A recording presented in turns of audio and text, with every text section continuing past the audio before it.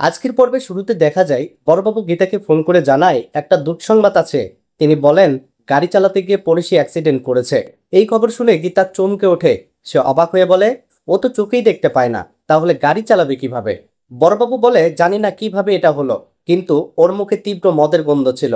গীতা চিন্তিত হয়ে বলে, আমি এক্ষুনি আছি। তারপরে গীতা সাথে সাথে নার্সিং হোমে ছুটে যায়। ওদিকে গিনি নার্সিং হোমেই থাকে। সে গুন্ডাদের ফোন করে বলে গীতা যেন ভিতরে ঢুকতে না পারে।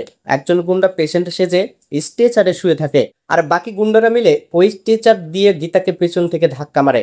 গীতা পড়ে যায় আর হাতে চোট লাগে। গীতা উঠে দেখে স্ট্রেচারের পেশেন্ট রক্তাক্ত অবস্থায় শুয়ে আছে। তখন ডক্টর গীতার হাতে চোট থেকে নার্সকে একটা ইঞ্জেকশন লিখে দেয়। ডক্টর বলে ইঞ্জেকশনটা কিনে এই মেয়েটিকে দিয়ে দিন। এরপর নার্স প্রেসক্রিপশন নিয়ে সরে গেলে গিনি নার্সকে ফোন করে বলে ইঞ্জেকশনটা পাল্টে দিবেন, আপনার লকারে টাকা ঢুকে গেছে। আরো বলে ওর বেবি যেন ভূমিষ্ঠ না হয়, ওই ইঞ্জেকশনটাই দিন। তারপর গিনি ফোনটা কেটে দেয়। এরপর গিনি গুন্ডাদের টাকা দিয়ে বলে গীতাকে মেরে ফেলো আর কেটে পড়ো। গুন্ডারা চলে গেলে বড়বাবু হসপিটালে গিনিকে এক ঝলক দেখে ফেলে। বড়বাবু গিনিকে ডাক দিলে গিনি লুকিয়ে পড়ে। বড়বাবু ভাবে হঠাৎ করে গিনি হসপিটালে কেন। তখন গিনি মনে মনে বলে, বড়বাবু তো আমাকে দেখে ফেলেছে, এবার পালাতে হবে। সে তড়িঘড়ি করে চলে যায়। তারপর বড়বাবু গীতার কাছে এসে বলে, দেখেছেন পরিস্থিতি, দৃষ্টিহীন মেয়েটিকে মারার চেষ্টা করেছিল। তখন গীতা বলে, আমার শুধু একটা ছোট্ট অ্যাক্সিডেন্ট হয়েছে। সে বড়বাবুকে ঘটনাটা খুলে বলে এবং ইঞ্জেকশন নিয়ে বড়বাবুর কাছে যাওয়ার কথা জানায়। তখন বড়বাবু বলে, আমি গিনিকে নার্সিং হোমে কিন্তু দেখেছি। গীতা বিশ্বাস করে না, বলে অসম্ভব, ও হতেই পারে না। তখন গীতা গিনিকে ফোন করে জিজ্ঞেস করে, তুই কি নার্সিং হোমে আছিস? তখন গিনি মিথ্যে বলে, না, আমি রাস্তায় তোর জন্য চিজ কিনতে এসেছি। আর বলে তোর জন্য আজকে স্পেশাল রান্না করব। তখন গিনি নাটক করে, আর গীতা বিশ্বাসও করে ফোনটা কেটে দেয়। সে বড়বাবুকে বলে দিদি এখানে আসেনি, কিন্তু বড়বাবু জোর দিয়ে বলে আমি নিজের চোখে দেখেছি। ততক্ষণে নার্স গিনির কথা মতো ভুল ইঞ্জেকশন নিয়ে আসে। যেই মুহূর্তে নার্স গীতার হাতে ইঞ্জেকশন দিতে যাবে, গীতা হঠাৎ স্ট্রেচারের পেশেন্টকে দাঁড়িয়ে থাকতে দেখে। তার সন্দেহ হয়। তখন গীতা নার্সকে বলে, দাঁড়ান 1 মিনিট।